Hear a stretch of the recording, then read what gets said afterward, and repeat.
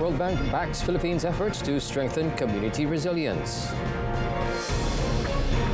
Slovenia imposes arms embargo on Israel.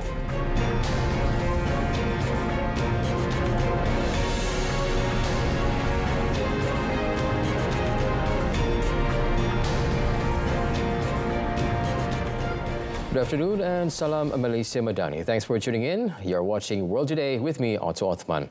Now, the World Bank said it will provide $700 million for a project to strengthen the Philippines' resilience to natural disasters and climate change. The World Bank said in a press release on Friday, approximately 18 million households in the Philippines are expected to become less vulnerable to natural disasters in the coming years due to enhanced community-led planning and infrastructure investments.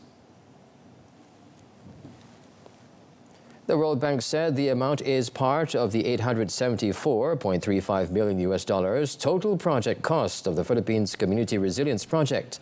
The Philippine government will provide the remaining $174.35 million.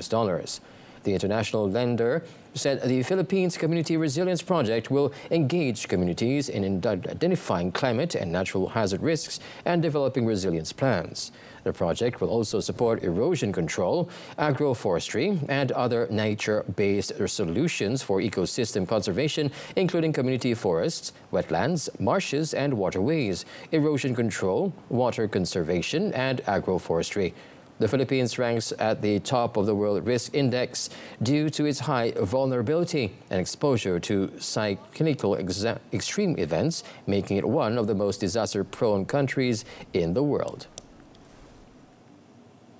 Now, Thailand's army brought military attachés from 23 countries as well as ambassadors and chargé d'affaires from 11 countries to Sisaket province on Friday to show the damages in various civilian places as a result of Cambodian shelling on 24th July. Now, Thai Army spokesperson Winthai Suvari said the tour, which includes a damaged local health clinic, a charred convention store, and a gas station and a school, were aimed at showing the truth to the international community. Long simmering tensions on the Thai-Cambodian border exploded into clashes last week, including exchange of artillery fire and jet fighter sorties, the worst fighting between the Southeast Asian neighbors in over a decade. The clashes claimed at least 43 lives and left over 300,000 people displaced. A truce was achieved on Monday following a push by Malaysia and phone calls from U.S. President Donald Trump, who threatened to hold off tariff negotiations with both countries until fighting stopped.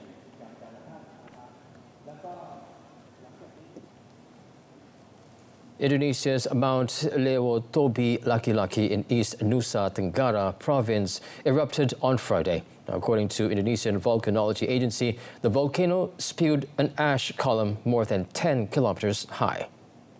Now, the volcano had experienced a number of eruptions in recent months, including an eruption in early July, where it belched an 18 kilometers volcanic ash, causing flight disruptions to and from the nearby resort island of Bali.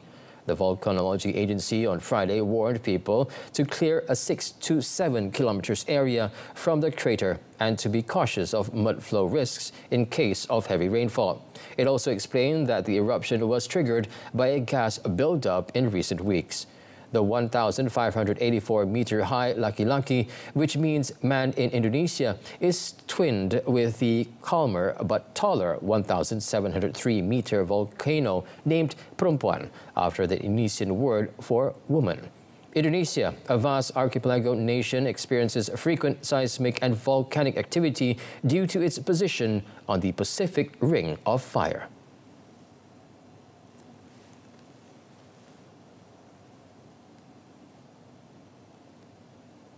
Slovenia has become the first country in the European Union to ban all weapons trade with Israel over its war on Gaza. Now, the move by the government comes 2 weeks after the Central European nation declared Israeli ministers persona non grata. Now, the arms embargo was announced by Prime Minister Robert Golob after a government session on Thursday. The government said in a statement, Slovenia is the first European country to ban the import, export and transit of weapons to and from Israel. It said it was moving ahead independently because the EU was unable to adopt concrete measures due to international or internal disagreements and disunity. It added that the government had not issued any permits for the export of military weapons and equipment to Israel since October 2023 because of the conflict. Early in July, Slovenia, also in an EU, first banned 2 far-right Israeli ministers from entering the country. It declared both Israel's persona non grata, accusing them of inciting extreme violence and serious violations of the human rights of Palestinians with their genocidal statements. In June 2024, Slovenia's parliament passed a decree recognizing Palestinian statehood, following the steps of Ireland, Norway, and Spain in moves partly spurred by condemnation of Israel's bombing of Gaza. The United States Federal Reserve said on Friday that Governor Adriana Kugler is resigning early from her term and will exit the central bank on 8 August. This development could potentially shake up what was already a fractious secession process for Fed leadership amid difficult relations with U.S. President Donald Trump. The Fed said in a statement that Kugler, who became a governor in September 2023, will leave before her term's conclusion, which was scheduled for 31st January 2026. In a press release, the Fed said Kugler will return to Georgetown University as a professor next autumn. Kugler did not attend this week's rate-setting Federal Open Market Committee meeting, which is unusual. The Federal Reserve did not immediately respond to the request for comment about Kugler's early exit. Kugler's early departure may disrupt the timeline for the secession process now surrounding Chair Jerome Powell, whose term ends next May. Trump has threatened to fire Powell repeatedly, believing interest rates should be much lower than they are.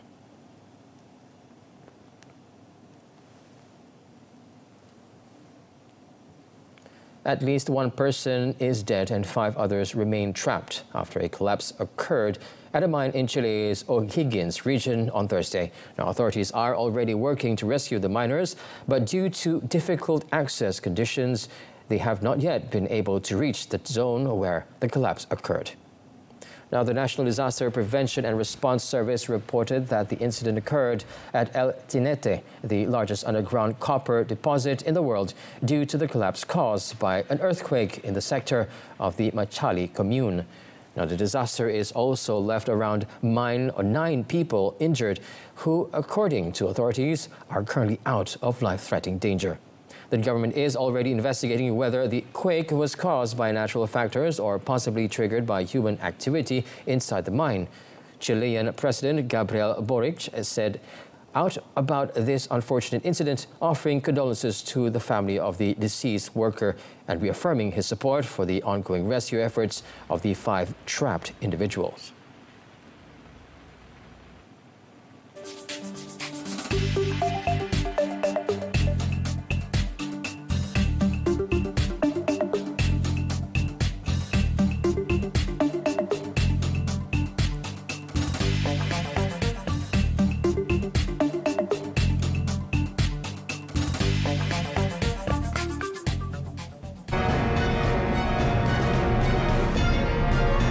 Up next, a former Colombian President Álvaro Uribe sentenced to 12 years of house arrest for bribery.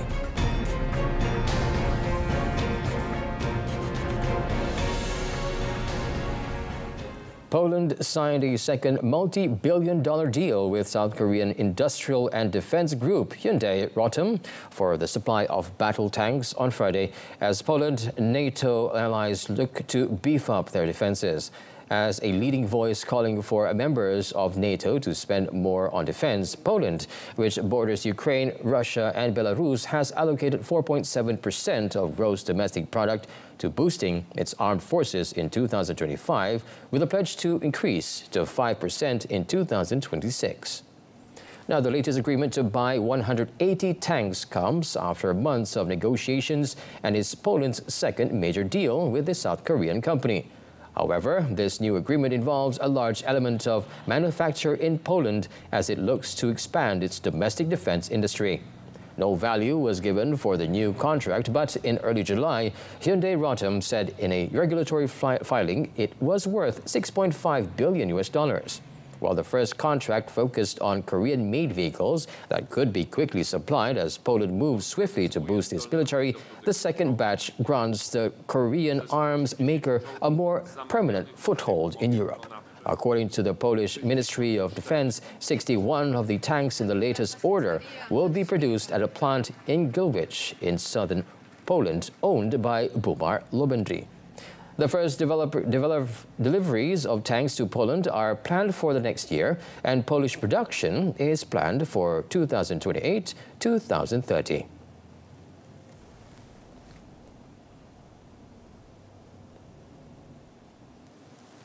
Former Colombian President Álvaro Uribe was sentenced on Friday to 12 years of house arrest for abuse of process and bribery of a public official.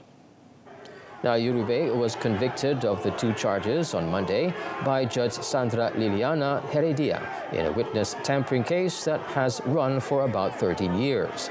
He has always maintained his innocence. The sentencing document, also published by local media, came hours ahead of the hearing, where Heredia will read the sentence in court. Now, according to the sentencing document, Uribe will also be fined $578,000 and barred from public office for more than 8 years. Uribe, whose legal team has said he will appeal the ruling, is to report to authorities in Rio Negro, in Antigua province, where he resides, and then proceeds immediately to his residence, where he will comply with house arrest. The conviction made him the country's first ex-president to ever be found guilty at trial, and came less than a year before Colombia's 2026 presidential election, in which several of Uribe's allies and protégés are competing for top office. El Salvador's Legislative Assembly ratified a constitutional reform allowing an indefinite presidential re-election and extending the presidential term to 6 years after a sweeping vote in San Salvador on Thursday. Now, parliamentarian Ana Figura, member of President Nayib Bukele's Nivi's Ideas Party, proposed changes to 5 articles of the Constitution, which also include the elimination of runoff elections. Now, these changes to the Constitution will allow incumbent President Nayib Bukele, who enjoys overwhelming majority support in Parliament, to run indefinitely. The motion was passed by Bukele's 57 supporters, and only 3 opposition members voted against it. The political party Arena rejected the changes, with lawmaker Marcela Villatoro accusing the ruling party of cynics and adding that they have made a public confession to killing democracy disguised as legality.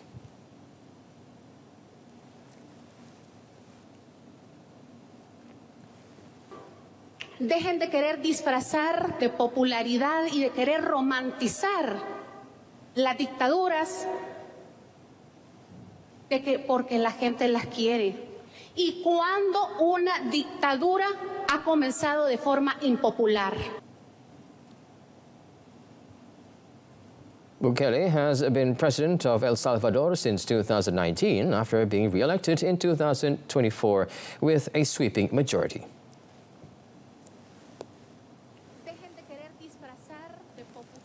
Aleppo International Airport witnessed the landing of the first Turkish Airlines flight from Istanbul on Friday, ending a 13-year suspension of services. Earlier this week, Turkish Airlines announced that the assumption of its regular Istanbul-Aleppo flights, which were suspended in 2012. Now, a video reveals the aircraft taxiing on the runway before passengers disembark amid celebratory scenes. Local musicians came and also be seen performing with drums and traditional songs during the welcoming ceremony. PR Director of Syria's Civil Aviation Authority, Ala Salal, confirmed the inaugural Turkish Airlines flight carried 140 passengers. Salal noted the airport is undergoing ongoing maintenance to meet global standards, while additional carriers, including Royal Jordanian, Fly Sham, and Anadolujet, would soon begin operations at Aleppo, with negotiations underway with other airlines pending necessary approvals. بفضل الله سبحانه وتعالى تم تسيير الرحلة الأولى من خطوط Turkish Airlines باتجاه مطار حلب الدولي. راح يكون في عندنا 3 رحلات بشكل أسبوعي. الرحلة الأولى كان على متنها 141 راكب وصول، والمغادرين 137 راكب. A Florida jury on Friday found Tesla liable in the 2019 fatal crash of an autopilot-equipped Model S and ordered Elon Musk's automaker to pay $329 million to the family of a deceased woman and an injured survivor. Jurors in Miami federal court ordered Tesla to pay $129 million in compensatory damages and $200 million in punitive damages. Now, Tesla was sued by the state of Nabel Benavides Leon and by her former boyfriend Dylan Angulo. Now, lawyers for the plaintiffs said the trial was the first involving the wrongful death of a third party resulting from autopilot. The plaintiffs had sought $345 million. Tesla plans to appeal, but a judge rejected Tesla's efforts to dismiss the case earlier in the summer. Now, the lawsuit concerned an April 25, 2019 incident where George McGee drove his 2019 Model S at about 99 kilometers per hour through an intersection into the victim's parked Chevrolet Tahoe, which they were standing beside on the shoulder. McGee had reached down to pick up a cell phone he dropped on his car's floorboard and allegedly received no alerts as he ran a stop sign and stoplight before hitting the victim's SUV.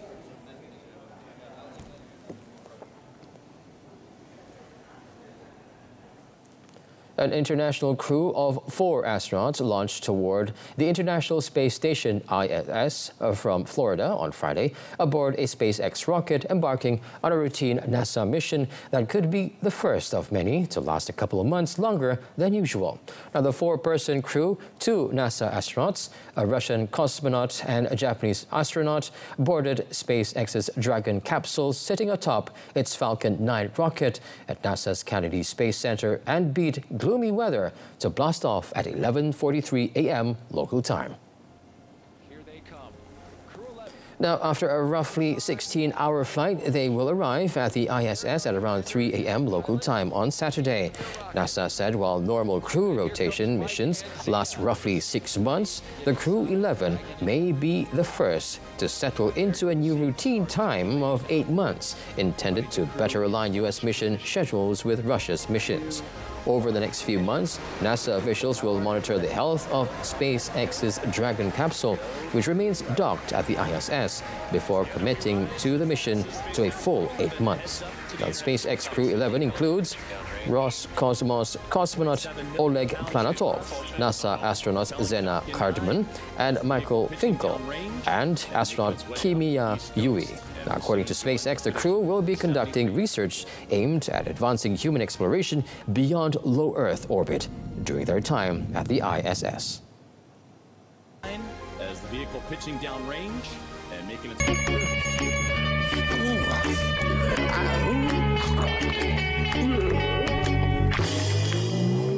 Tutup tingkap dan pintu untuk kekal dingin dan lebih jimat.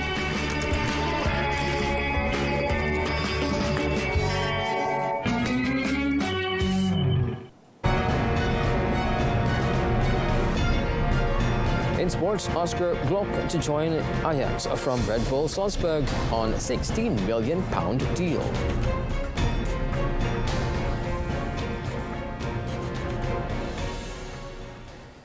Ajax announced it has agreed a fee of €14.75 million, equivalent to about $17.02 million with Red Bull Salzburg for midfielder Oscar Glock on Friday. Now, the 21-year-old has signed a 5-year contract, and the Dutch club confirmed the fee could rise to €17.25 million with add-ons. Now, Ajax beat several clubs in the race to sign Glock. Now, as negotiations between the Amsterdam Giants and Red Bull Salzburg took longer, the likes of RB Leipzig, VfB Stuttgart, and as Roma threatened to hijack the deal. According to Glock's father, Roma offered Glock 2.5 times the wages Ajax offered the midfielder, but Glock chose Ajax. In Amsterdam, Glock will play with the number 10 shirt. last worn by Chuba Akpom, and before that by club icon Duskan Tadic. Now Glonk joins a midfield group that seems to be lacking in creativity, something the young star was brought in to provide.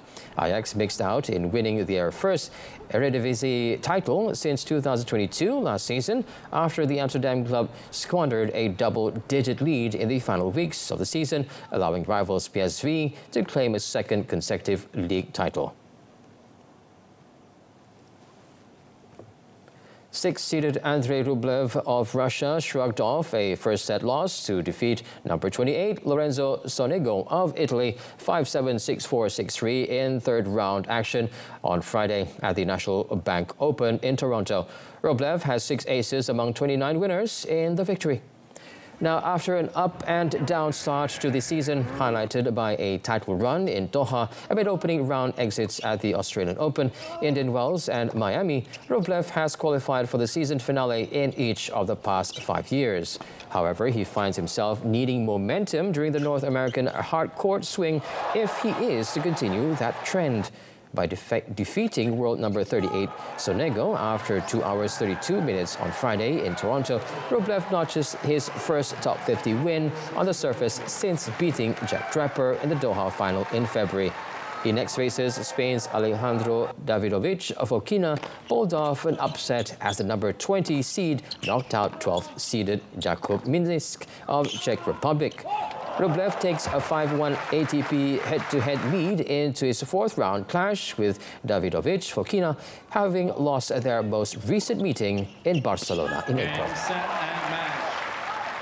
Davidovich Fokina, 2 sets to love.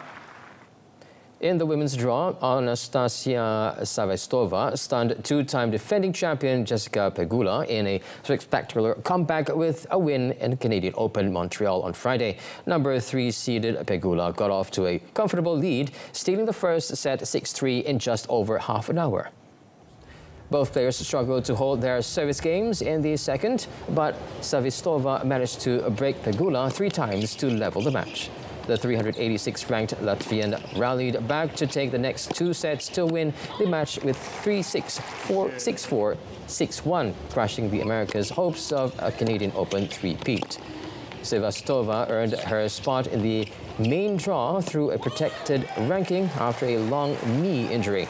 It was only her 24th WTA Tour level match in 4 years, and the win marks her first round of 16 appearance at the WTA 1000 event since Madrid 2021, setting the stage for a potential career best run in Canada. On the other hand, Pegula was in great form heading into Wimbledon, winning the Bad Homburg title against Iga Swiatek in the final, but has since struggled to compete at the top level.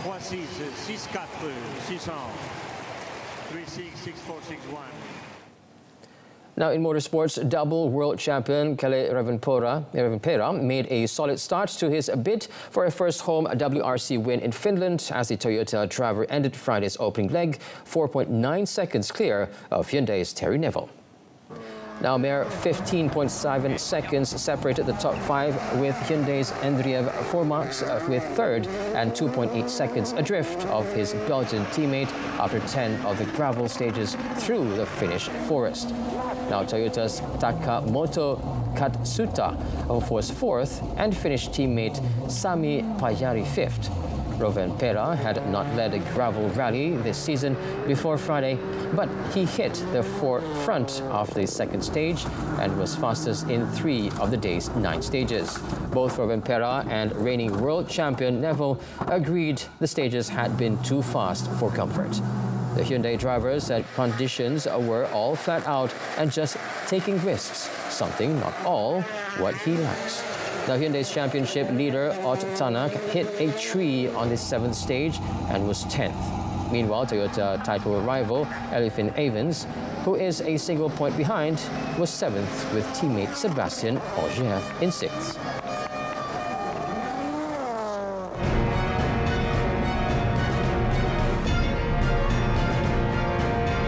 And for our offbeat segments, this is what we have today.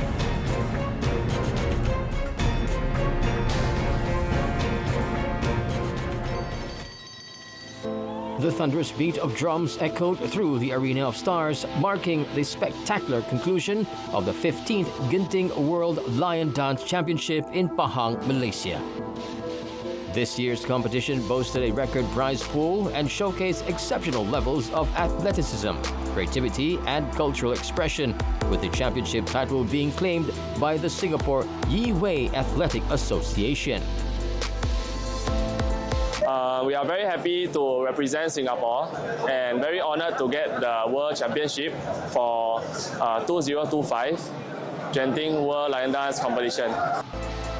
With each echoing roar of lion and every beat of the drum, a dragon dance troupe gracefully hops around on elevated poles in a mesmerizing display of skill, precision, and artistry that captivated the audience. We will continue to train more and do our best and upgrade our skills so that on the future we will have a better performance and also a better skill to face every competitions. Launched in 1994 by Resorts World Genting, this biennial international high pole lion dance competition has been exclusively held at the resort, uniting top troops from around the world, including China, Hong Kong, Taiwan, Japan, Thailand, Vietnam, Myanmar, the Philippines, Brunei, Indonesia, Singapore, Australia, the United States, Canada, and Malaysia.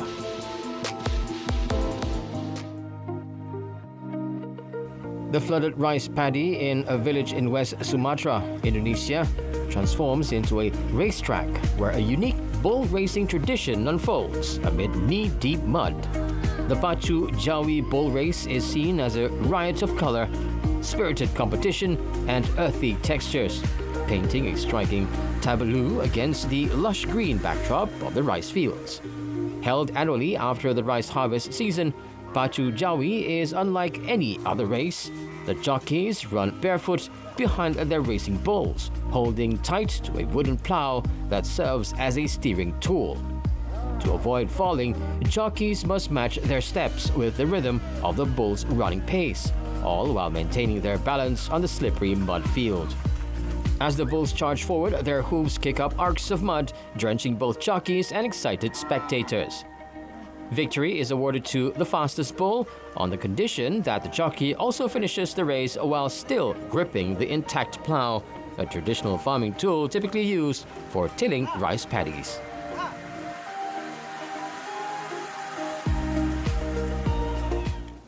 Well, that wraps up World Today this afternoon. In our top story, World Bank to provide $700 million loan to boost Philippines' resilience to natural disasters. For business news updates, do join us tonight at 8:30 p.m. on TV1 or Saluran Berita RTM.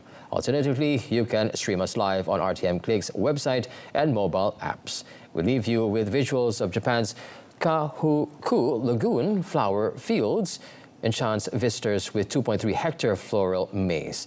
Till then, I'm Otto Othman, Malaysia Madani, Rakyat Disantuni.